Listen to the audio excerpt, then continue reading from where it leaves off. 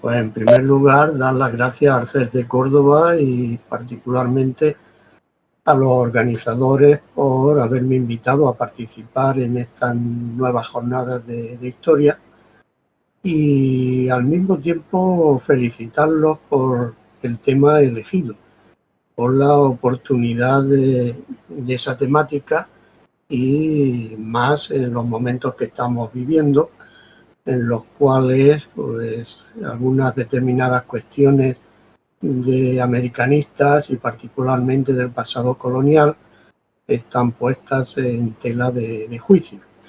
Entonces, mi felicitación va por ahí, por la oportunidad de elegir este tema y mi charla, que como ven lleva por título La colonización española en América entre el conocimiento científico del pasado y el revisionismo político. Lo que voy a tratar de transmitir es una serie de ideas, de cuestiones, reflexiones, más que hacer una descripción de lo que fue la colonización española en América, que por lo demás rebasaría el contexto en el cual nos estamos moviendo y requeriría de mucho más tiempo. Entonces, os voy a plantear una serie de cuestiones, de reflexiones sobre el tema común de la colonización española, su evolución al paso del tiempo, pues hasta llegar a nuestros días y sobre todo teniendo en consideración, y creo que esto es importante, este acercamiento desde el punto de vista del historiador, el conocimiento científico. No olvidemos que la historia es una ciencia,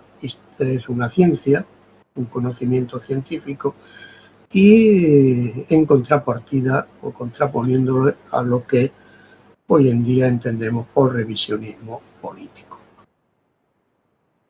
Entonces, partimos de un primer acercamiento a la colonización española, es decir, ¿qué entendemos por colonización española? Esto se entiende fácilmente, estamos hablando de 3 siglos, los que discurren entre finales del siglo XV y principios del siglo XIX, o lo que es lo mismo, este periodo cronológico que hacemos coincidir con el llamado descubrimiento de América en 1492 y la consumación de las independencias de aquellas colonias a partir de las primeras décadas del siglo XX. Cada país, del siglo XIX, cada país tiene una fecha específica de independencia, pero lo venimos solventando en torno a 1520-25 aproximadamente. En definitiva, un periodo de 3 siglos, los famosos 3 siglos coloniales, con los que se ha venido definiendo o llamando de otra manera a lo que es la colonización española, que ha sido denominada según las épocas, según ideologías o atendiendo a diferentes criterios de periodificación o de acercamiento temático con diferentes nombres. Aquí tienen algunos de ellos, que ni siquiera son todos. Las Indias occidentales, utilizadas pues, en primer lugar por los cronistas del siglo XVI, no ya tanto por los autores posteriores, y en la actualidad pues, es un concepto muy poco utilizado o prácticamente nada. Sí lo son con más frecuencia estos otros términos para referirnos a estos 3 siglos, como son la América virreinal, los reinos de Indias, la América colonial, la América moderna o la América española o América hispánica. Cualquiera de estos 3 nombres, aquí he señalado 6, algunos de ellos más conocidos, otros menos frecuentes, pero cualquiera de ellos, en definitiva, serviría para referirnos a los 3 siglos de la colonización española en Indias. Son nombres que aluden pues, a diferentes conceptos o tipos de gobierno, virreinal, económicos, colonial, El de moderna es una periodificación sin más, edad antigua, moderna, contemporánea, etc. Y la América española pues es otro acercamiento que trata de diferenciar de la América lusitana, de la América anglosajona, etcétera, etcétera. En cualquier caso, estamos ante un vasto periodo, 3 siglos, como digo, en los que yo lo resumiría en 3 momentos clave para ir entendiendo y conociendo este periodo: descubrimiento, conquista y organización política. Los 2 primeros abarcan pues una mínima parte de estos 3 siglos, en realidad no pasan hasta de la mitad del siglo XVI, hasta 1550 aproximadamente, y el resto del periodo es una etapa de desarrollo continuo en la que se van pues organizando, consolidando los pilares políticos, económicos, sociales, culturales, religiosos, que van a caracterizar en definitiva a la colonización española. En cualquier caso, estamos también ante un periodo de características singulares. Quiero decir que no es una etapa o un periodo colonial similar al inglés, ni al lusitano, ni al holandés, ni al francés, etcétera, etcétera. La colonización española tiene unos rasgos singulares que también conviene tenerlos presentes a la hora de profundizar en su conocimiento, porque son en definitiva claves que nos permiten conocer con más detalle y sin duda indagar en profundidad sobre la verdadera naturaleza de este periodo. Así que estas ideas que aquí os expongo muy esquemáticamente, pues aluden a estas claves. América entra en la historia global. Esto que a priori puede parecer pues, una afirmación de carácter eurocentrista, no la tomo como tal.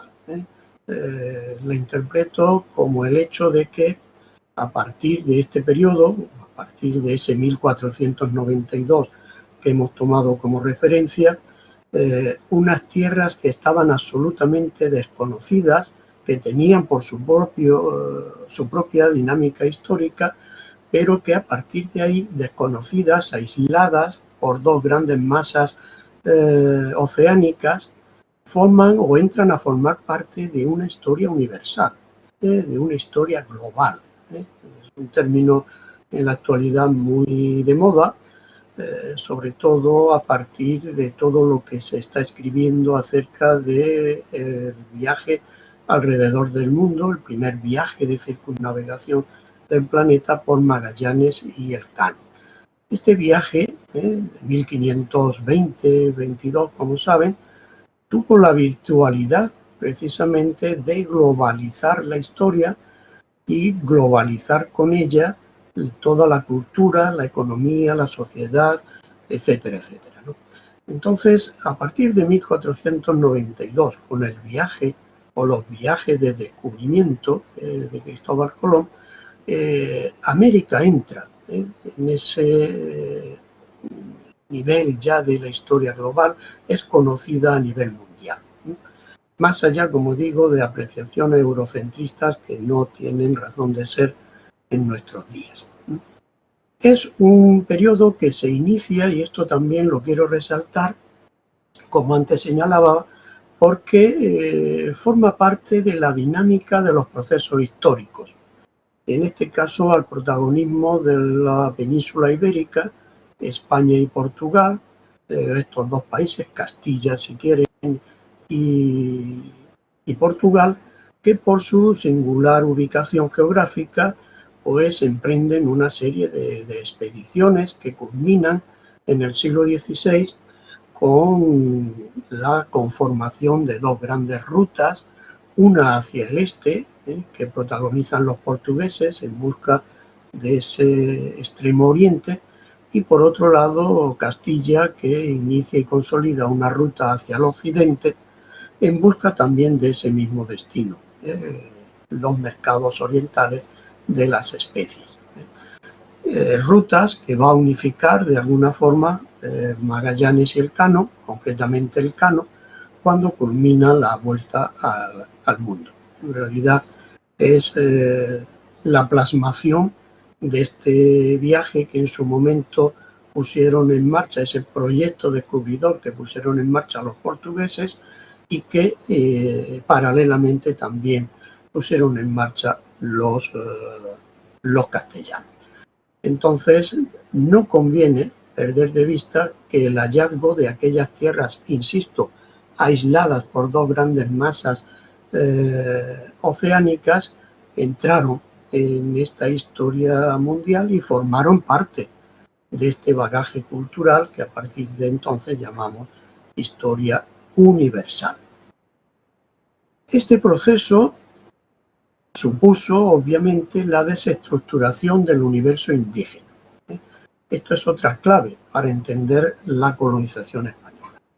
Y uso el término desestructuración, no aniquilación, ni genocidio, ni destrucción, porque realmente el mundo indígena, el universo indígena, no se destruye, no desaparece, sino que se desestructura, se transforma, se convierte en otra cosa, y con esa otra cosa, y en conexión con el modelo colonial español, pues surge una nueva, digamos, era histórica, un nuevo contexto histórico que caracteriza la colonización española. Esto significa que se implanta, que se desarrolla un ambicioso proyecto colonizador en el que tanto Castilla como las culturas autóctonas, originarias, que se dice hoy, indígenas en definitiva, entran en relación, se influyen mutuamente y se establecen unos lazos tan estrechos, tan dramáticos, traumáticos o tan fructíferos, que permite hablar pues de un modelo colonial singular que no es equiparable a ningún otro modelo colonial, ni inglés, ni francés, ni portugués. Ahora iremos viendo después algunas de estas otras características, pero quiero ya de entrada dejar patente estas claves para poder ir conociendo mejor o desentrañando mejor, desde el punto de vista histórico, la singularidad de la colonización española. Es decir, es una colonización que se hace con la población autóctona, con la población indígena. No es un proyecto de aniquilación del indio, como se dice en otros textos o en otros ambientes. Por supuesto, es un modelo colonial sujeto a debate y a polarización. De hecho, hay una amplia historiografía en la cual se pone sobre el tapete estos diferentes puntos de vista, ángulos de acercamiento a un proyecto colonial, a una colonización que es precisamente por esto original y singular. No van a encontrar ninguno de ustedes un debate sobre el proyecto colonial hispano semejante al que se produjo en la península a partir del mismo momento en el que se estaban produciendo los acontecimientos. No podrán encontrar en la colonización inglesa un Las Casas, un Sepúlveda, una escuela de Salamanca que pusiera patas arriba o que se planteara o discutiera sobre los métodos de los conquistadores, sobre el comportamiento de los colonos, etcétera, etcétera. En esto es también singular la colonización española. Y desgraciadamente o afortunadamente, este debate que se originó en el siglo XVI persiste 5 siglos después. Y hoy por hoy lo tenemos tan vivo como en la época de la primera mitad del siglo XVI. Así que estamos ante un periodo ciertamente original, singular, sin parangón con cualquier otro tipo de colonización, y esto es algo que hay que destacar y reseñar. Porque además, y aquí hablo un poco como bueno, profesional de la historia de América, es un tema apasionante, de estudio, se mire por donde se mire. No solo por el contenido histórico que es posible hallar cuando se estudia la colonización española, sino también por este fructífero debate historiográfico que desde el principio de esa colonización se puso en marcha y que, como digo, llega hasta nuestros días. Esto confiere, además de ese rasgo original y singular, a la colonización española, confiere, como digo, pues una grandeza y un apasionamiento que realmente yo me siento realmente muy satisfecho profesionalmente para poder estudiar, indagar, divulgar, enseñar la colonización española en el ámbito de las aulas universitarias, que es donde me desenvuelvo. Es un tema apasionante porque es una etapa crucial, una etapa que se mueve entre lo que venimos llamando la América prehispánica, el mundo de los aztecas, de los incas, de los mayas, y el inicio de la América independiente, la conformación de las repúblicas hispanoamericanas tras el proceso de independencia. Esto le confiere ese grado de apasionamiento que hoy en día se ve exacerbado precisamente por estar a caballo o estar en medio entre una América indígena aislada, muy convertida en una América utópica, paradisiaca, y por otro lado, este periodo republicano, obviamente nacionalista desde el momento que nace, las primeras décadas del siglo XX, que ha ido confeccionando un discurso histórico que trata de anular este periodo colonial español para entroncar directamente con la América indígena prehispánica. Y esto es algo que conviene no perder de vista, porque hoy por hoy, en los países hispanoamericanos, la colonización española, estos 3 siglos, pues son un periodo denigrable, un periodo que hay que borrar absolutamente y entroncar el nacionalismo hispanoamericano con los pueblos autóctonos y originarios, la vuelta al mundo azteca. De lo cual diré algo al final, con una breve alusión a México, ahora que está envuelto en toda esta serie de centenarios que ha dado la circunstancia de coincidir en 2021. En cualquier caso, siendo esto un rasgo interesantísimo, hay otra clave para entender y valorizar la colonización española, que es que sin este periodo no podríamos entender el mundo contemporáneo americano, por más que se empeñen determinados propagandistas o voceros del mundo latinoamericano.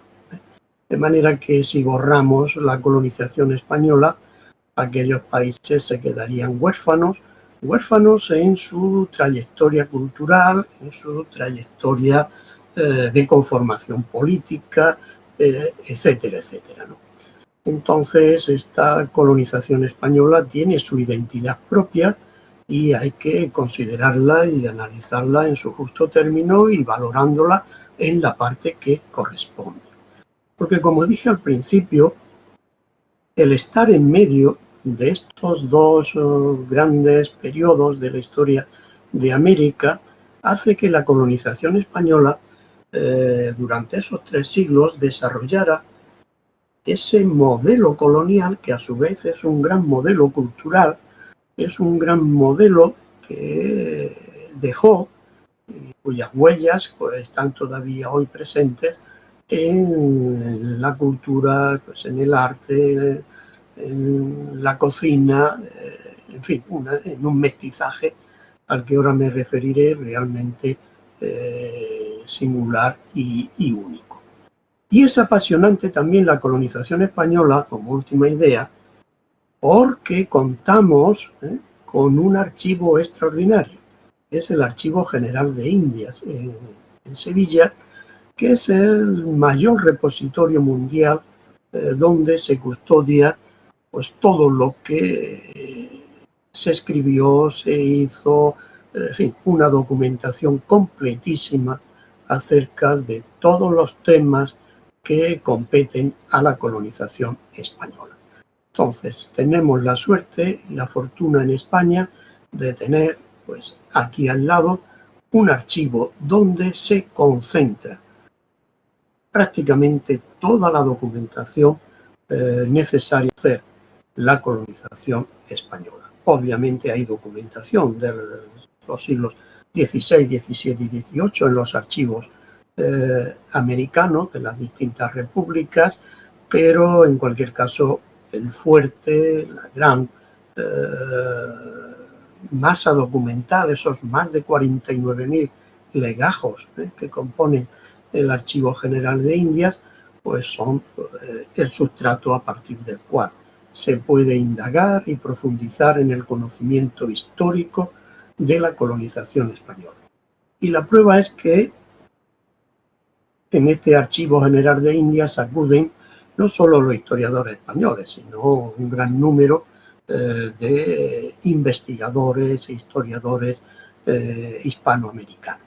Así que, insisto, apasionante entrar en el Archivo General de Indias y tener entre las manos estos legajos, abrir estas carpetitas, que es el legajo, y entrar a conocer directamente esa historia que aquellos escritores de aquellos siglos dejaron plasmada pues, en informes, en cartas, en textos que envían a la corona y a partir de los cuales podemos seguir desentrañando este mundo apasionante que es la colonización española. Por todo ello, ya desde este momento, por si no ha quedado claro, me apresuro a que hay que conocer y valorar la colonización española. Como ya he señalado, es un error borrar este periodo histórico de los planes de estudio. Es un error craso porque se priva a las generaciones de jóvenes de un conocimiento que es crucial. Y no digo para las generaciones y los jóvenes hispanoamericanos, privarles del conocimiento de estos 3 siglos, de este periodo, que allí en aquellos países pues, resumen directamente con 2 o 3 frases lapidarias, que es una época de violación, de exterminio, de genocidio y punto. De manera que no iría por ahí la labor de un historiador y enfatizo la idea de que es necesario conocerla y a partir de ese conocimiento valorar.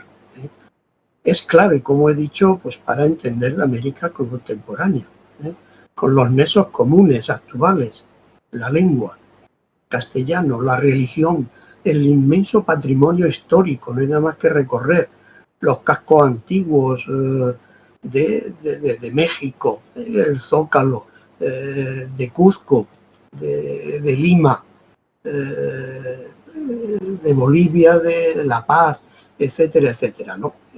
Es imposible borrar, eliminar ese legado cultural que dejó la colonización española. Y por otro lado, como historiadores, no podemos olvidar lo que supuso la colonización en la historia universal. porque es un periodo con influencias tremendas, influencias de primerísimo orden, no ya en la política del Renacimiento, de la formación del Estado moderno, sino influencia desde el punto de vista económico a partir de la llegada masiva de metales preciosos o influencias de tipo cultural, pues a uno y otro lado. Es decir, como historiadores no podemos obviar América para explicar la historia de Europa, como tampoco podemos obviar Europa para explicar la historia de la colonización española. De manera que, insisto, es un gran error pasar de largo sobre este periodo, que es crucial en esta historia universal. Y bueno, hay otro aspecto que tampoco conviene pasar de vista y que uno cuando visita estos países o viaja a estos países es lo primero que detecta, que es el mestizaje. Yo particularmente la primera vez que pisé Lima, pues el impacto, lo primero que me impresiona es el mestizaje. Es el mestizaje en una población mestiza que no es blanca, que no es indígena, que no es negra, que es una mezcla de todo y que esto es resultado de estos siglos de colonización. Entonces, negar la colonización es negar una realidad social, cultural, contemporánea de aquellos países. Entonces, realmente no se puede pasar por alto estos elementos, ¿no? Por supuesto que es un proceso sujeto a luces y sombras, como no podía ser de otra manera. Y en esto el historiador pues, es el máximo responsable, como ahora iré viendo y mostrando, de mostrar que es un proceso o una colonización que tiene sus valores. ¿Sí? ¿Hay algo? No hay. Habrá algún Nada. micrófono. Es que oía como una interferencia. Bueno, pues decía que es un proceso histórico con luces, sombras, que el historiador se encarga de ir exponiendo e ir analizando desde el punto científico que corresponde, obviamente, a la disciplina histórica. Bueno, no sé si voy muy rápido o va bien. ¿Sí? Sí, vamos bien, Miguel. Vale, pues bien. Aquí les traigo, a modo de resumen, unos párrafos extraídos de mi libro de la leyenda negra, en la cual vengo a resumir un poco este balance de la colonización, con sus luces y sus sombras, pero poniendo el acento en esta necesidad de conocer para valorar, insistiendo en algunos aspectos que normalmente y a nivel de calle suelen pasar totalmente desapercibidos. Yo en aquel libro, que por cierto tiene ya 30 años, que hay casi nada, decía que a partir de 1492 ni América ni Europa pudieron seguir siendo lo que habían sido con anterioridad. Usando una expresión de Octavio Paz, pues aquello fue un parto doloroso. Es decir, nació una nueva criatura, con los mimbres de lo que ya había en aquellas tierras y con lo que fue llegando en las sucesivas oleadas de pobladores. Y añadía, la contemplación de la historia de la América española, la América colonial, brinda el más vasto y espectacular proceso de adaptación mutua, de acomodamiento, de pugna, de mestizaje. Claro está que ello tuvo unos comienzos traumáticos y devastadores. Resulta incomprensible limitar el papel de España en el Nuevo Mundo a una conquista militar y a una explotación inhumana de aquellos pueblos. Su labor fue mucho más compleja y multifacética. No es posible soslayar los vestigios de un auténtico mestizaje cultural, La impronta indígena está presente en todas las manifestaciones artísticas, desde la arquitectura mexicana hasta la pintura cuzqueña, sin olvidar las maravillas de la cestería, la cerámica, el bordado o la platería. ¿Qué decir de esa fructífera combinación de lo europeo y lo americano que aflora en fiestas y celebraciones públicas, en el folclore y en la música, en la indumentaria y en el habla, en las costumbres y en la cocina? Nada más elocuente y original que el barroco indiano. En el campo literario, América tuvo voz propia desde el primer momento. Baste citar los casos del Inca Garcilaso de la Vega o Sor Juana Inés de la Cruz. Si se llama la atención sobre estos aspectos, es porque la cultura indígena no fue anulada por la colonización española. Solo desde posturas descaradamente apasionadas y de muy dudoso rigor histórico, es admisible sostener, como se ha hecho, que la presencia de España se limitó a violar, matar e invadir. De los debates de la Escuela de Salamanca en el siglo XVI y de figuras como Las Casas o Francisco de Vitoria, surgió una extensa legislación en favor de los vencidos. Nació el derecho internacional y, en definitiva, se alzó la más contundente voz sobre la libertad y racionalidad humanas. Merece la pena o la mayor consideración el hecho de que en ese momento se proclamara el principio de que todos los hombres tienen iguales derechos y que todos los pueblos son naciones que gozan de la misma dignidad. Esta es una idea, como ustedes pueden suponer, sacada de los textos o del pensamiento de Bartolomé de las Casas, cuando proclamó que la humanidad es una, y que no hay diferencias de raza ni de religión, etcétera, etcétera. Así que creo que estos fragmentos, estos 4 fragmentos, quieren llamar la atención sobre el hecho de que la colonización española es algo más que violar, matar e invadir. Es la conformación de un modelo de colonización singular, original y sin parangón con ningún otro país. Quizás el error o la visión que nos ha llegado transmitida desde el principio parte de una premisa que es errónea y que a mí me gusta también poner sobre el tapete, porque permite explicar mucho de lo que hoy decimos y oímos sobre la colonización española, que es tomar la parte por el todo. Hoy se juzga la colonización española por los primeros 50 años, abarcando mucho, pero vamos a dejarlo en los 50 años. Es decir, toda la colonización española se considera una conquista.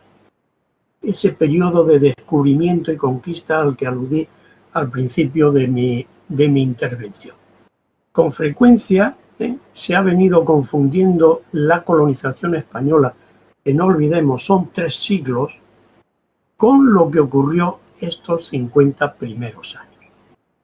Y estos 50 primeros años es, insisto, el descubrimiento y la conquista, pero es también el momento o los años en los que en la península se debatió sobre esos mismos procesos de descubrimiento y conquista, sobre la legitimidad de Castilla para ocupar aquellas tierras, sobre los comportamientos de los conquistadores, sobre la licitud de la guerra o no licitud de la guerra, un debate excepcional, único, insisto, protagonizado por 2 figuras, aunque hay muchas más, pero siempre se hace referencia a estos 2 grandes pensadores, Bartolomé de las Casas y Juan Ginés de Sepúlveda.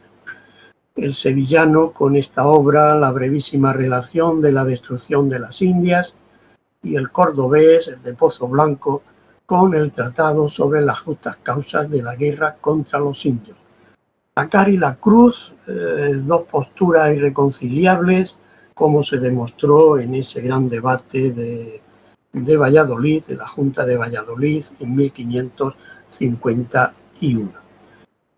Las casas, considerando al conquistador como cruel, sanguinario, codicioso, un genocida, y no hay más que leer la brevísima relación de la destrucción de las Indias, un libro breve donde los haya, que se lee de una sentada, pero que es una sucesión ininterrumpida de crueldades, actividades sanguinarias, codiciosas de los diferentes conquistadores.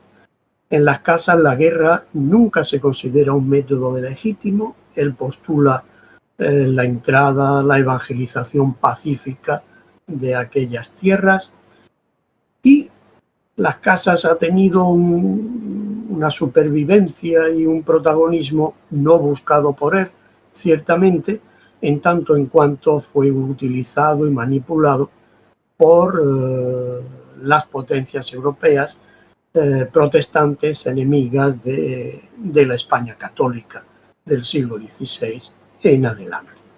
Entonces, a partir de ahí se fue configurando lo que conocemos como leyenda negra. Lo interesante de esto es que las casas, a pesar de poner pata arriba el descubrimiento y la conquista española y criticar duramente a la corona por todo ese proceso, gozó del apoyo y gozó del beneplácito del propio monarca, en este caso Carlos V, que es el que está implicado en las grandes conquistas de México y de Perú con Hernán Cortés y Pizarro, lo cual nos pone también sobre la mesa hasta qué punto la corona española no llegaba a esos extremos de inquisición, a esos extremos de persecución o de inquisición, ciertamente, como se viene diciendo, en tanto en cuanto permitió que las casas pudieran difundir sus ideas, y no solo eso, que publicara un libro como La brevísima relación de la destrucción de las Indias. Mientras que el teórico defensor de los intereses de la corona, que es Ginés de Sepúlveda, cronista de Carlos V, tuviera que publicar sus obras fuera de España, tuviera que publicar el Tratado sobre las justas causas en Italia. Entonces, esto da también para pensar en esta otra línea de falta de luces, de persecución al disidente, etcétera, etcétera, con que muy a la ligera se ha tachado a la corona española. Obviamente Sepúlveda es la antítesis de las casas. Él considera al conquistador como este héroe, el ejecutor de la providencia divina, un servidor al rey, que la guerra es justa y legítima y que justifica esa guerra en función de la superioridad cultural y moral de Occidente. Como ven, dos discursos diferentes que de una forma u otra han ido traspasando el tiempo y de tal forma que lo tenemos anidados en el mundo contemporáneo. O sea, es lascasiano, o sea, es de Sepúlveda, de alguna forma, este principio de ver la colonización española de forma dual, en dos visiones irreconciliables, como fueron las Casas y Sepúlveda, pues la seguimos teniendo, desgraciadamente, en estos albores del siglo XXI. La colonización española también ha ido evolucionando conforme han ido cambiando las situaciones políticas. No voy a hacer todo un recuento de cómo el americanismo se ha ido gestando, pero sí me voy a centrar un poquito en la época del franquismo, porque de alguna forma lo que hoy conocemos como la historia de América nació, se constituyó inmediatamente después de la Guerra Civil. Es en los años 40 cuando se data la conformación del americanismo, concretamente el peninsular, el hispano. Americanismo programático e institucional. Quiero decir con esto que el régimen puso en marcha una serie de programas, diríamos hoy, planes docentes, con unos pilares, con unas ideas determinadas que son la vindicación del pasado imperial, la herencia cultural, etcétera, etcétera. Pero además de ese programa, también implementó una serie de instituciones encaminadas a dar soporte institucional, obviamente, a ese programa. Y así es como van naciendo dentro del Consejo Superior de Investigaciones Científicas en Madrid el Instituto Gonzalo Fernández de Oviedo, hoy renombrado Instituto de América, y en los años 40 fue esto. Inmediatamente después en Sevilla se creó pues esta delegación del Instituto Fernández de Oviedo con la creación de otro centro que se conoció, todavía se conoce, con el nombre de Escuela de Estudios Hispanoamericanos, en la calle Alfonso XII 16, cerca de la Plaza del Duque, en Sevilla. Estos centros luego fueron completados con la creación de las cátedras de Historia de América en las universidades de Madrid y en la propia de Sevilla. De manera que programa muy bien definido, vinculación a un pasado imperial, la colonización es un proyecto civilizador y evangelizador, y un planteamiento eurocentrista que inundaba todo el acercamiento a la época colonial desde esta historia de América que acuñó en la época franquista, del franquismo. Como pueden comprobar, todo esto suponía obviar o relegar a un segundo plano al mundo americano, suponía negar los postulados de la leyenda negra, cayendo pues en el extremo opuesto, confeccionando y elaborando pues todo un discurso que hoy conocemos también con el calificativo de leyenda blanca o leyenda rosa. En definitiva, que la historia se politizó, y durante todos aquellos años del régimen franquista, pues tuvimos una historia oficial de la historia de América que hundía pues sus fundamentos en estas ideas que estoy señalando. Aquí les muestro una serie de manuales o de libros de texto los que muchos estudiamos la historia de América por razones de cronología, pues que son clásicos y que hoy serían o estarían condenados a la hoguera, obviamente, pero que forman parte de una historiografía que jugó su papel en un momento determinado, ¿no? Ballesteros, Gabrois, esta historia de América con prólogo de Gregorio Marañón, de Demetrio Ramos, Historia de la colonización española en América, con un prólogo del propio Ballesteros, o Francisco Morales Padrón, que fue catedrático de Historia de los Descubrimientos en la Universidad de Sevilla, este manual de Historia Universal y el tomo quinto dedicado dentro de esta colección de Espasa Calpe, un grueso volumen, a la historia de América, con la que todos los de mi generación pues estudiamos historia de América. Obviamente después del régimen franquista, lo que hemos vivido es una auténtica revolución historiográfica, una renovación al completo en la que nos encontramos, y que partió sin duda de superar e impugnar, rebatir todos los postulados que habían sido puestos en boga o que contenían la historia oficial del franquismo.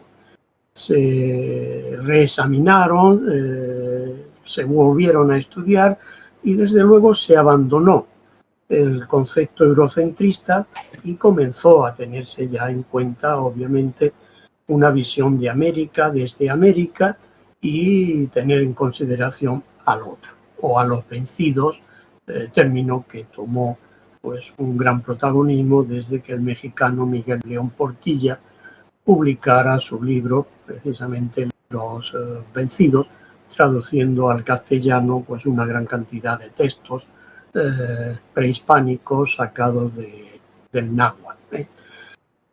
No solo se impugnaron aquellos postulados eurocentristas, sino que se incorporaron nuevas temáticas de investigación, como esta que ya señala de los vencidos, el otro, la conquista del otro, etcétera, etcétera, la resistencia indígena, es un tema de gran actualidad, la historia de género, exactamente igual, es decir, temáticas que no habían sido tocadas en la anterior posición historiográfica y que hoy por hoy son indiscutibles en cualquier acercamiento a la época de la colonización española en América.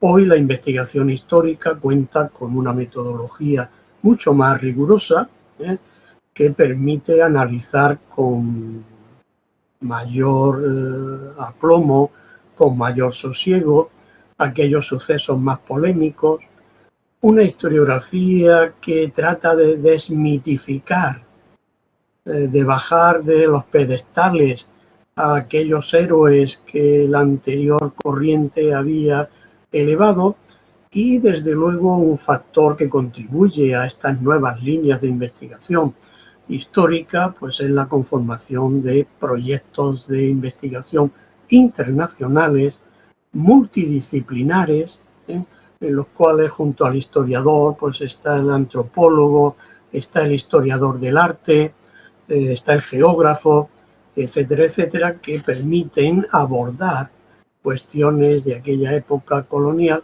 con una amplitud de miras y con unos horizontes mucho más abiertos, mucho más científicos de lo que había sido hasta entonces. Lo cual pues me serviría a mí para decir que desde este punto de vista la historia de América goza de una salud realmente extraordinaria si atendemos a los grupos de investigación que hay sobre estas temáticas en las diferentes universidades españolas, y no solo españolas, sino también europeas y latinoamericanas. Muchos de estos proyectos engloban historiadores de todas estas procedencias, con lo cual, como digo, la historia de América colonial hoy por hoy goza de una salud realmente extraordinaria. Y por eso llama sumamente la atención que todavía hoy, a pesar de este extraordinario estado de salud, seguimos a vueltas con la leyenda negra y comprobemos que lejos de desaparecer, pues es una temática que cobra nuevas fuerzas y nuevos bríos. A lo cual se ha sumado en los últimos tiempos pues todo lo que es esta corriente revisionista que está infectando el discurso histórico y que entorpece o pone obstáculos a un desarrollo científico de la disciplina histórica. Aquí os traigo también 3 textos que de alguna forma son exponentes de esta buena salud de que goza la historia de América en la época colonial. He traído 2, el de Carlos Maravaglia y de Juan Marchena, y el de Carlos Malabú, en atención a otros de los 2 ponentes que me van a seguir en el curso de la palabra en otras semanas. Son libros de naturaleza y de contenido o de objetivos muy distintos entre sí en cuanto a la filosofía que hay detrás de ellos y en cuanto a la extensión. el libro de Juan Marchena, que escribe con Garavaglia, pues son 2 tomos y bastante voluminosos. Este es el primero, que abarca la América precolombina y la primera fase de la época colonial.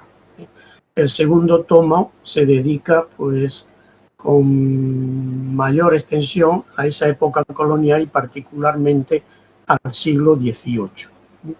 Mientras que el libro de Carlos Malamud, ya en su segunda edición, en Alianza Editorial, pues es más reducido en volumen e incorpora, por supuesto, la América prehispánica o precolombina, toda la época colonial y también la época contemporánea. Así que es una visión mucho más genérica, menos profunda del libro anterior, pero igualmente es un acercamiento donde, desde las perspectivas contemporáneas, actuales, obviamente, se aborda, en este caso, en la parte central del libro, los 3 siglos de la época colonial.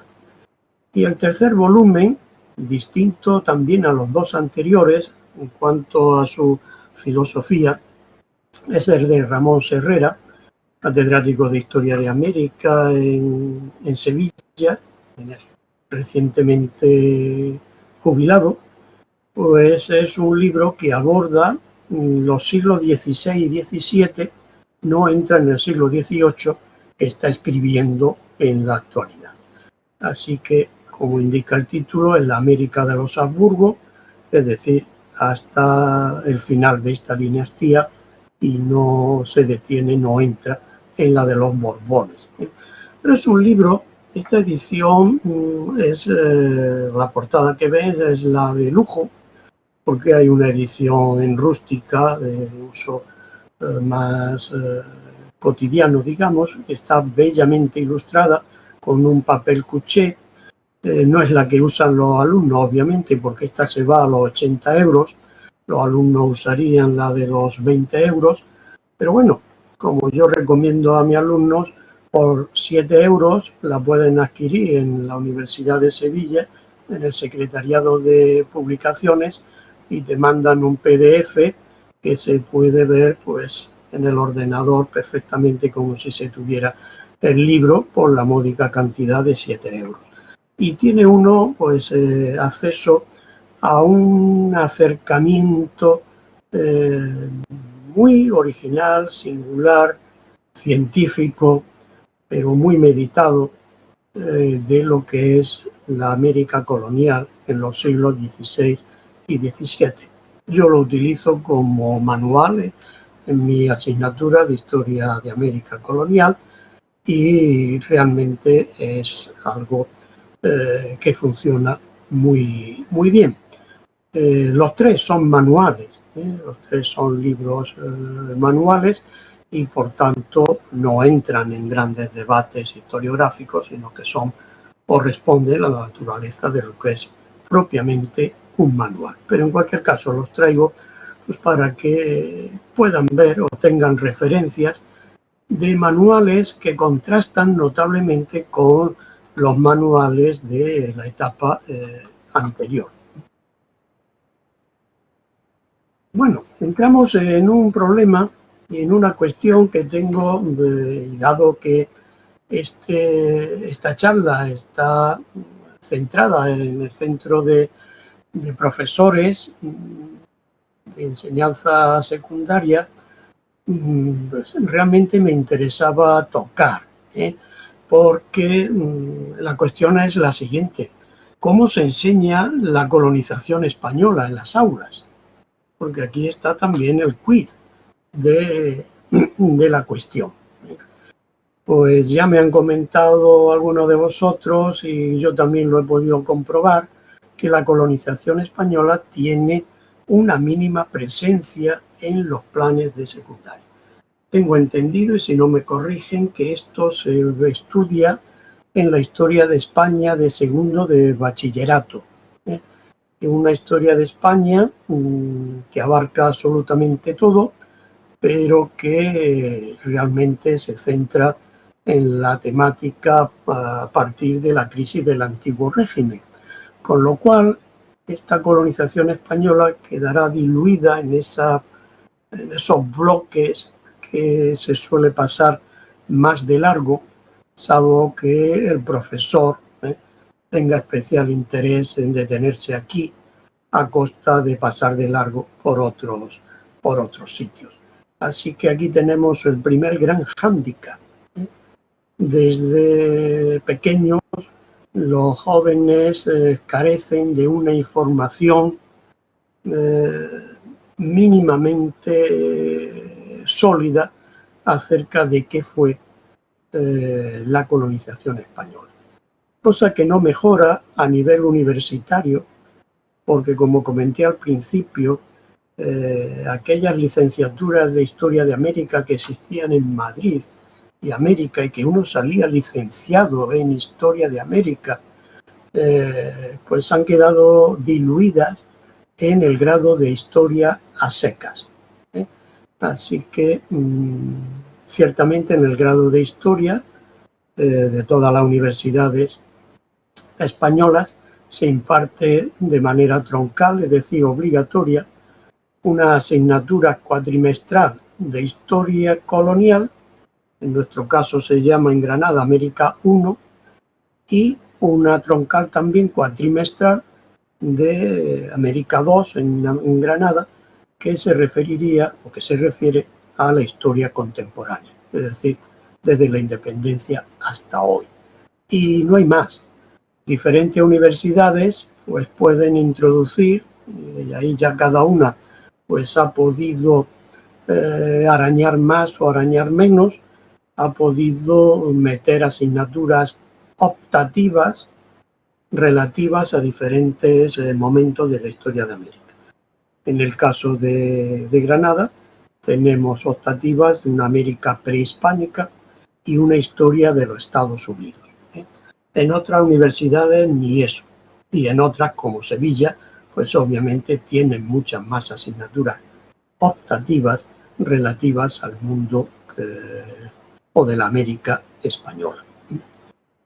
Y esto, insisto, porque contrasta esta mínima formación de nuestros jóvenes a nivel de instituto o a nivel de universidad con el protagonismo que tienen las redes sociales y esta plaga que sufrimos desde hace algunos años de advenedizos no historiadores que actúan como si fueran verdaderos expertos en la materia y que son realmente el enemigo número uno o los dos enemigos número uno que tiene la historia de América colonial: las redes sociales y los advenedizos no historiadores. Así que la pregunta que yo me hago y que traslado a todos vosotros es: ¿dónde y cómo se forman nuestros jóvenes en el conocimiento de la historia colonial de América? Creo que es una cuestión capital y que no sé si estamos en el camino de poder responder o de poder introducir algún cambio en lo que hoy por hoy parece ser una realidad. Yo la experiencia que tengo en mi asignatura, esta de América 1, es decir, la época colonial, detecto un gran desconocimiento y gran desinformación. Yo el primer día de clase pues ya hago una especie de sondeo, no escrito obviamente, para no, digamos, atemorizar a los alumnos o que se pongan ya de uñas, un sondeo de lo más cotidiano, sin más, en plan coloquial, acerca de qué saben de la colonización española, es decir, qué saben de la asignatura que vamos a cursar. Y aquí tengo que reconocerlo, es para bajarse, es realmente deprimente y descorazonador lo que yo me encuentro cada año. Alumnos que van a cursar, que te dicen que es la primera vez que van a cursar una asignatura con estos contenidos. Y luego está la segunda parte. Aquellos que saben algo o han oído algo, lo que saben es lo que ven en las redes sociales, lo que han oído en la televisión, y que no es otra cosa que la actuación española en América o la colonización es un genocidio de arriba abajo. Así que esta es mi experiencia año tras año.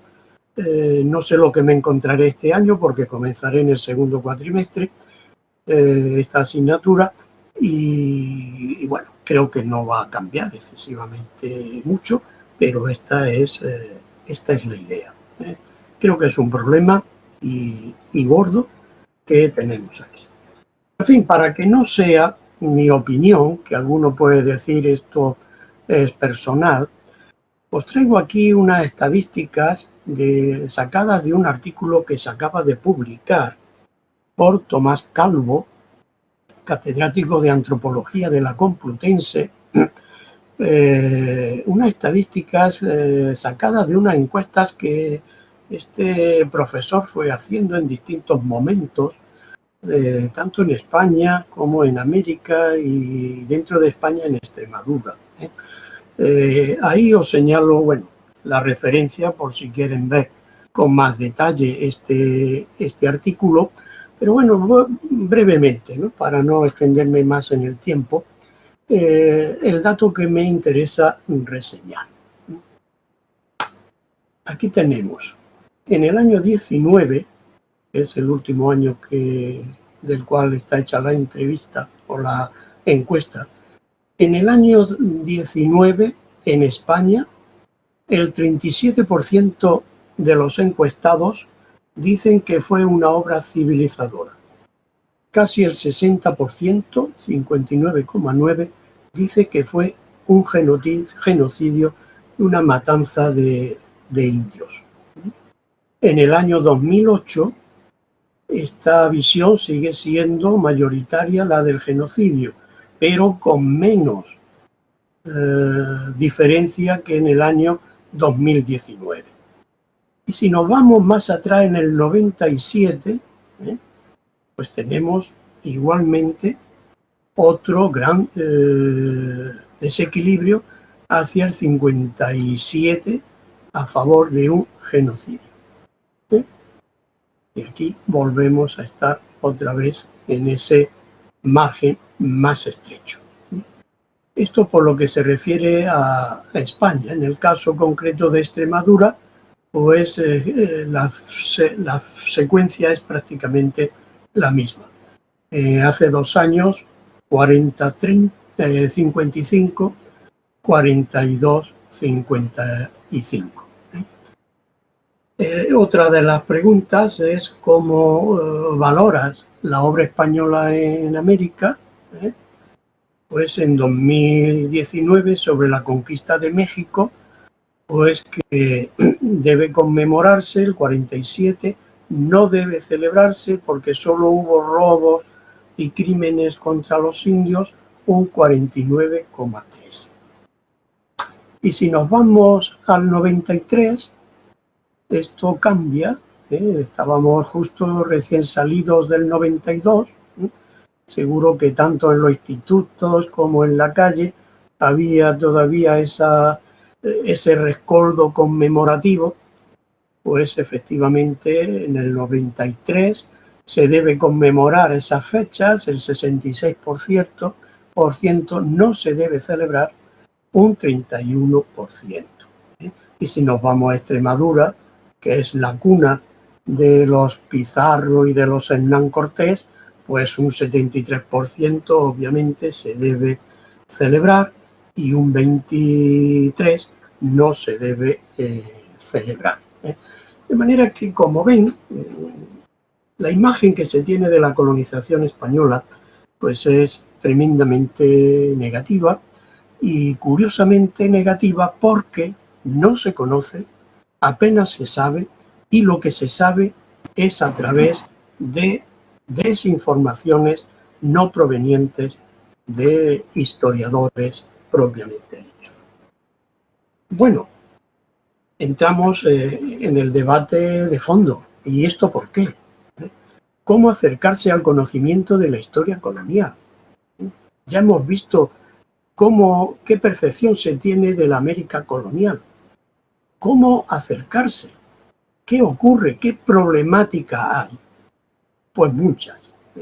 Este es un periodo de la historia de América que encierra enormes dificultades, grandes trampas.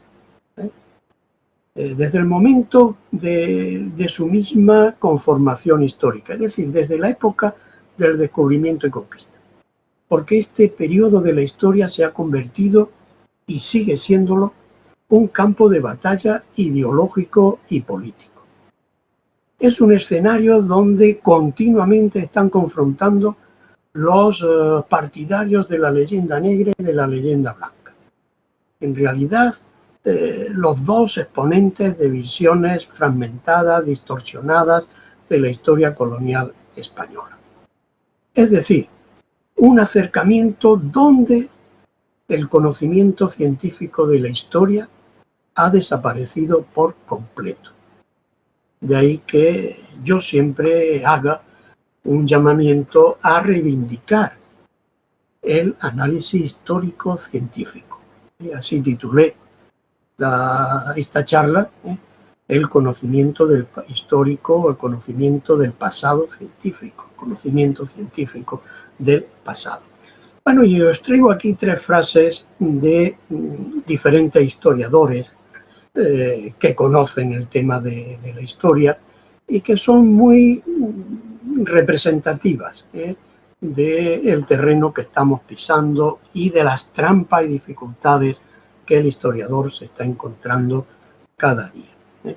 El historiador francés Lafargue, que tiene una historia sobre los conquistadores, dice que los conquistadores merecen algo más que una leyenda negra o una exaltación heroica. Merecen una historia crítica, sin odio y sin complacencias. Francisco de la Maza, mexicano. A Hernán Cortés, como a toda personalidad histórica, no hay que elogiarlo sin más ni más, ni insultarlo sin menos ni menos.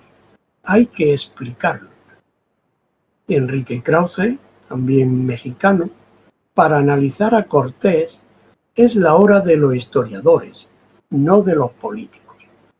Creo que estas frases encierran pues, un trasfondo y que ya por sí mismas merecerían a su vez una charla y un largo debate, porque realmente ponen el acento sobre el momento que estamos realmente viviendo y que a mí me han inspirado pues, precisamente el título de esta conferencia. Bueno, como no vamos muy bien de tiempo y se nos va a cerrar esto, aquí me paso pues, unos textos míos, pero que vienen a insistir en lo que acabo de señalar en defensa de la historia, la reivindicación del quehacer del historiador. De Ramos Herrera, en ese libro que os acabo de señalar. El historiador debe intentar analizar, comprender y explicar los acontecimientos históricos, sin lanzar juicios de valor éticos, que no tienen razón de ser por antihistóricos desde el momento en que los descontextualizamos. De manera que estamos en lo mismo. Hay que reivindicar el papel de la historia, reivindicar la capacidad científica de la historia. Y esto supone luchar contra la actualidad de la leyenda negra, contra esta pervivencia de esta cuestión difícil de erradicar. Pero si queremos llegar a un conocimiento científico del pasado, tenemos que olvidarnos de todos los postulados de la leyenda negra. Y esto es sumamente complicado, difícil. Yo ya esto lo decía en el año 91, cuando apareció el libro de la leyenda negra, y todavía hoy la situación es tal que me permito sacar textos de aquel periodo porque no han perdido ni un ápice de actualidad. Así que hoy por hoy siguen vivos muchos de los mitos que nutren esta leyenda negra, a la que se han sumado en los últimos tiempos pues otros mitos, otros factores que dan nueva savia y nueva fuerza a la leyenda negra. Empezando por este complejo hispano de inferioridad, que nos creemos todo lo que nos dicen desde fuera, el tema de los nacionalismos, que está fomentando obviamente toda la crítica al Estado y que trae y actualiza muchas de las cuestiones que ya se creían desterradas. Luego tenemos pues estos otros personajes que se enfrascan en rebatir una leyenda con la otra leyenda, y al final pues esto lo que hace es el tú más, y en definitiva no llegar a ningún análisis histórico serio y riguroso. Luego tenemos, ahora que parece ser que el régimen franquista no termina de desaparecer, porque continuamente lo tenemos actualizado de una forma o de otra, pues todo aquello que fue la historiografía franquista a la que aludí antes, pues ahora se sigue rechazando, trayendo a colación todo lo que aquella historiografía negaba, que no es el caso porque, como he dicho también, en los últimos 50 años la historiografía colonial ha evolucionado, ha avanzado, ha progresado, se ha movido por cauces científicos que no han lugar, pero parece ser que algunos siguen interesados todavía en plantear aquellas cuestiones de un pasado ya lejano.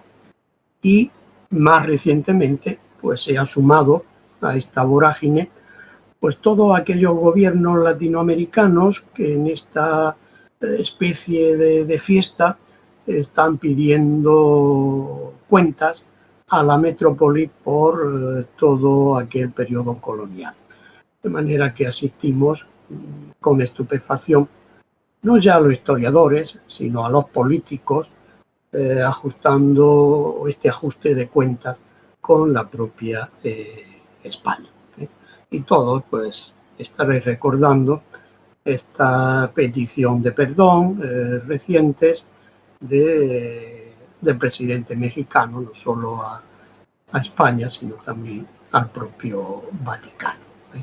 Bueno, aquí una frase que ya tiene también sus años, de Henry Kamen, que es un historiador hispanista renombrado, que se le preguntó sobre la leyenda negra. Y desde el punto de vista del historiador, la traigo como tal. ¿Qué piensa el historiador de la leyenda negra? Pues que la leyenda negra dejó de existir hace ya muchísimos años. En Inglaterra y Estados Unidos, cuando tratamos de la leyenda negra, hablamos de ella como un concepto totalmente desfasado.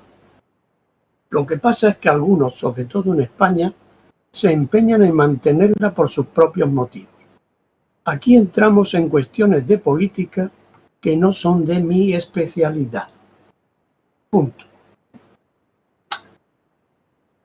Bueno, y un ramillete de libros en función de que el tema de la leyenda negra y la contrarréplica de la leyenda negra pues no ha perdido un ápice de actualidad. Tienen una serie de textos, desde Vaca de Osma, Iván Vélez, que escribe mucho sobre todas estas cuestiones. La sombra de la leyenda negra es quizá el libro más riguroso, son las actas de una reunión científica de historiadores debatiendo sobre el tema.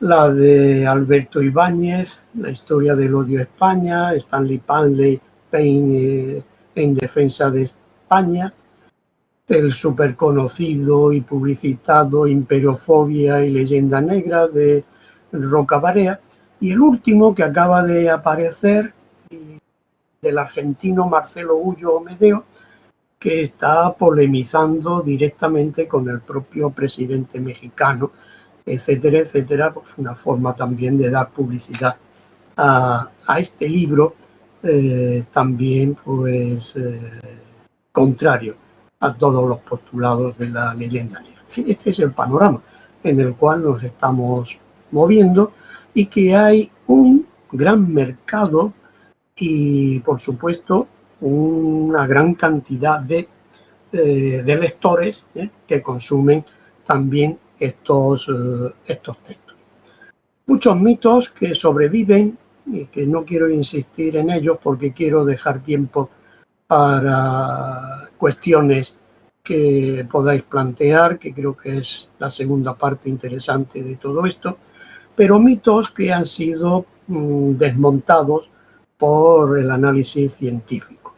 Hoy por hoy la conquista está más que analizada desde el punto de vista científico, analizada hasta el último detalle, en sus coordenadas históricas. Está estudiado con lujo de detalle todo lo relativo a la desarticulación del mundo indígena y sus efectos.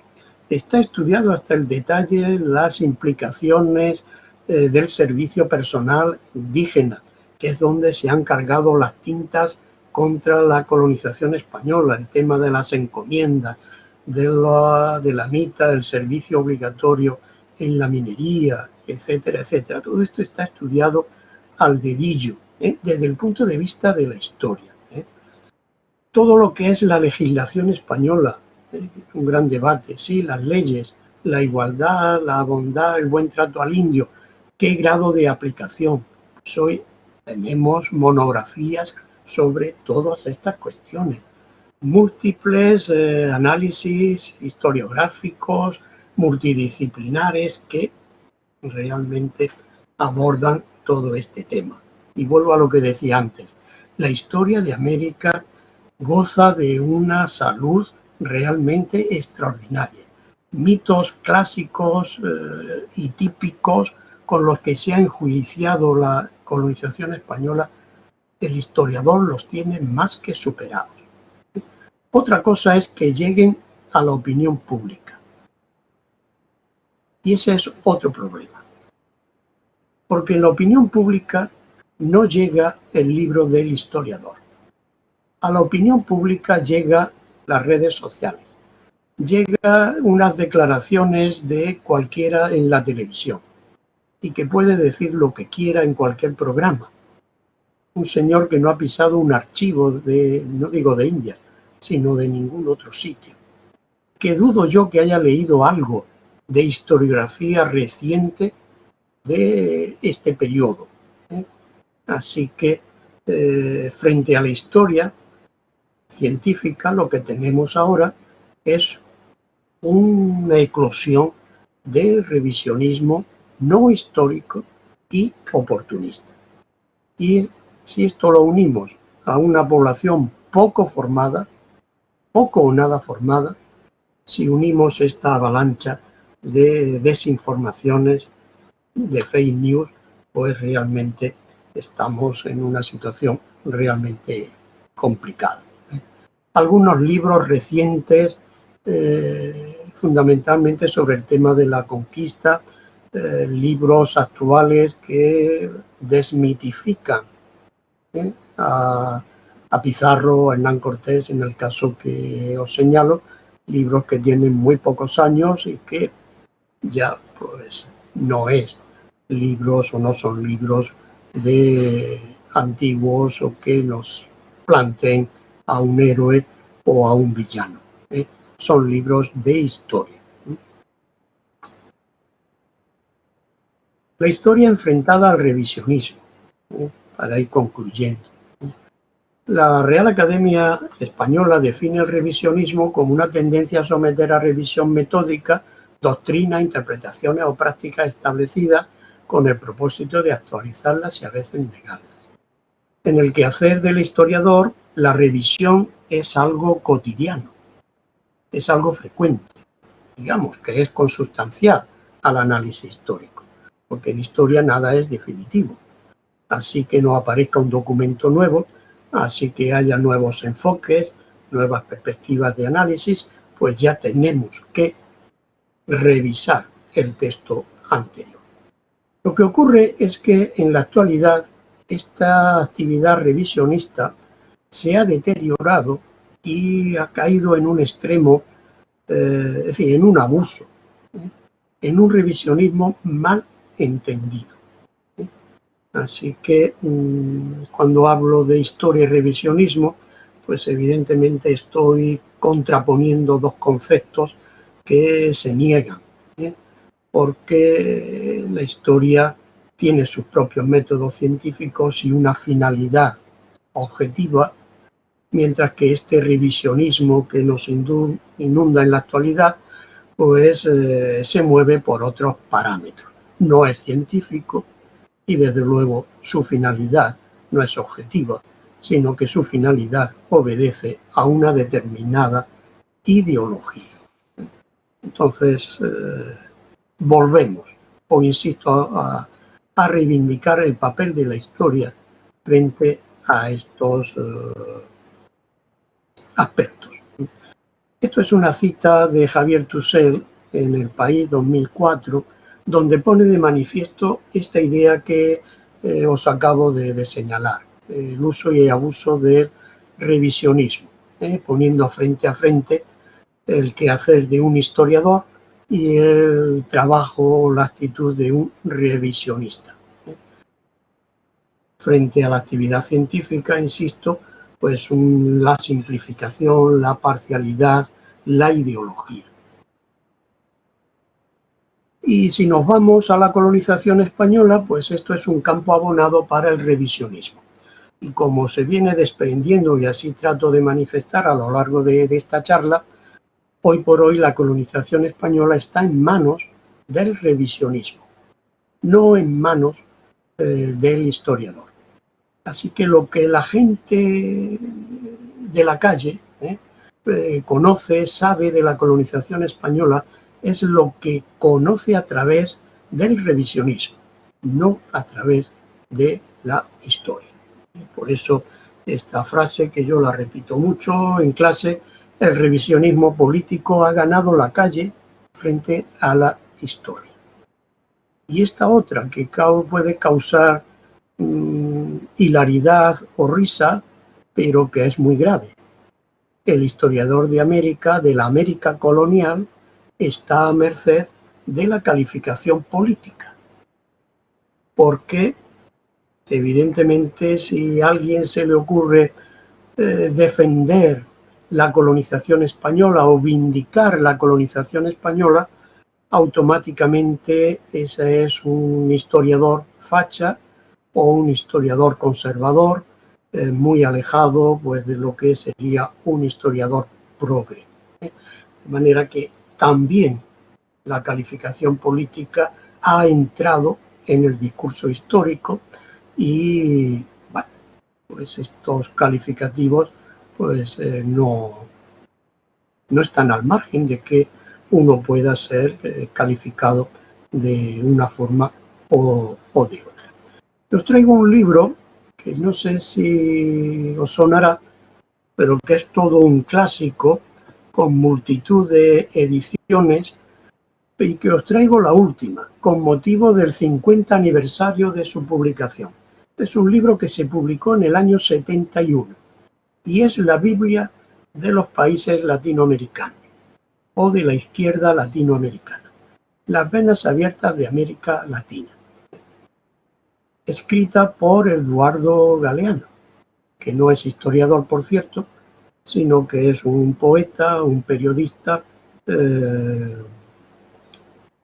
uruguayo, pero que este libro pues, ha tenido la virtud de ser abrazado, como digo, como una Biblia por la izquierda latinoamericana y ha tenido pues toda una acogida y una difusión que llama la atención, porque el libro tampoco es para tanto desde el punto de vista del historiador. Empezando por el propio autor, que diría que hoy no lo volvería a escribir, pero en cualquier caso ha hecho calado. Tengo que decir, si lo han leído, bueno, sabrán que la parte de la colonización española solo es las primeras páginas, creo que son 50 o 60 o por ahí. El resto es siglo XIX, siglo XX. ¿Pero qué ha quedado de este libro en el caso que nos toca?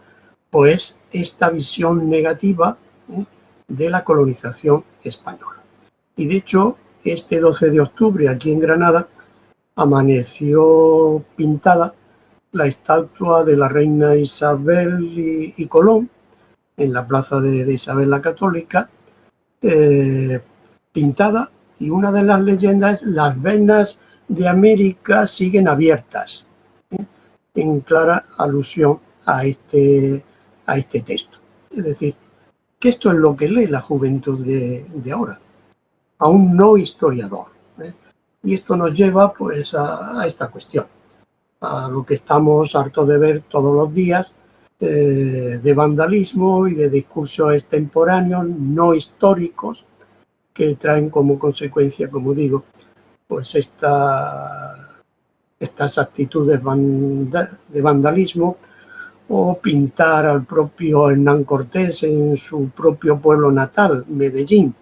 En fin, lo tienen en la prensa de todos estos días, no insisto más en ello, simplemente remarcar que esto es consecuencia de no conocer, de no profundizar en la historia de la colonización española en ese periodo. Y bueno, poco más. Aquí iba a comentar el tema de los centenarios, pero se nos ha echado el tiempo encima. Todo esto es una falacia, todo esto es un revisionismo ahistórico, de moldear la historia según conviene, etcétera, porque no se conmemoran 700 años de la fundación de México. Se fundó la capital de un pueblo en el Valle de México, que fue Tenochtitlán, luego capital de la Confederación Azteca, pero lo que hoy es México no se fundó hace 700 años. Los 500 años de la invasión escamotean que esta alude a la conquista, se hizo con el aporte mayoritario, masivo, de población indígena, rival precisamente de los habitantes de Tenochtitlán, y que estos 200 años de nuestra independencia escamotean también ese protagonismo de las élites burguesas, protagonistas verdaderas, y no las comunidades indígenas en ese proceso de independencia, aunque supongo que en esto mi colega Juan Marchena podrá avanzar algo en este sentido. La independencia, esa es una revolución conservadora llevada a cabo por los líderes de lo que se han considerado los padres de la patria, es decir, la élite burguesa y la élite criolla, que son los artífices, y los gobiernos actuales herederos de esos gobiernos del siglo XIX, criollos blancos. Y desde luego que Salcoal, la serpiente emplumada, que es el símbolo, es dar protagonismo a unas comunidades indígenas que no lo tuvieron y que en la independencia, y esto no se ha estudiado con tanto detalle, no fueron tan determinantes como hace suponer este anagrama del año de la independencia en México, porque los pueblos indígenas se sumaron a la independencia atraídos por el discurso de estos criollos líderes, pero habría que preguntarse qué fue de estos pueblos indígenas cuando terminó la independencia. Creo que la realidad actual de estos pueblos indígenas nos dice mucho de cuál ha sido la labor de los gobiernos criollos blancos a lo largo de 2 siglos de independencia. Y esto no se cuestiona, esto no se plantea en esta efeméride eufórica de los gobiernos. Y ahora sí que termino con unas reflexiones que someto para el debate posterior. ¿Es posible un estudio de la colonización española sin prejuicios ni ideologías? ¿Cómo contrarrestar los factores que obstaculizan un análisis riguroso de aquella época. ¿Qué papel jugamos los docentes? ¿Por qué España no es tan crítica con su colonización, a diferencia de otras naciones? ¿Qué mueve a España a ser tan crítica con su colonización como a diferencia de otras naciones? Bien, creo que estas cuestiones merecen comentarios y desde luego debate, y aquí quedo, como no puede ser de otra manera, a vuestra consideración. Muchas gracias.